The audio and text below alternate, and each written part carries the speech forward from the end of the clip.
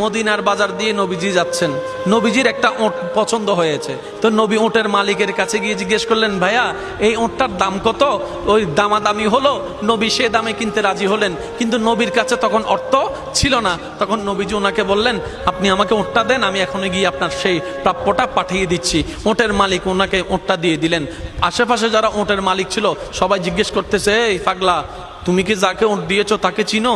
বলে যে না। নাম জানো? বলে যে না। পরিচয় জানো? বলে যে না। ঠিকানা জানো? না। তো তুমি যে ওটটা দিয়ে দিলা, উনি যদি ওটার টাকাটা না ফাটায় তখন তো তুমি লসের মধ্যে চলে যাবা। সে ওটের মালিক বলে, এত সুন্দর নুরানি চেহারাওয়ালা কখনো বাটপার হতে পারে না, কখনো চিটার হতে পারে না, কখনো মিথ্যুক হতে পারে না।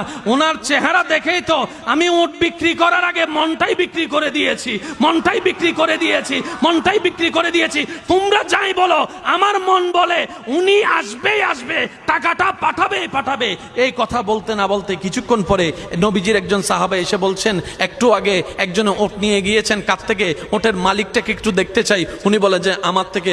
তো উনি বললেন, আমাদের নবী আপনার থেকে ওটটা নিয়ে গিয়েছেন, ধরেন ওটের টাকাটাও দিয়েছেন, আপনাদের খাবার জন্য কিছু খেজুরও হাদিয়া পাঠিয়েছেন, খেজুরও হাদিয়া পাঠিয়েছেন। ওই ওটের মালিক বলে, ভাইয়া টাকাটাও রাখেন, খেজুরটাও রাখেন, আগে আমাকে ওনার কাছে নিয়ে যান।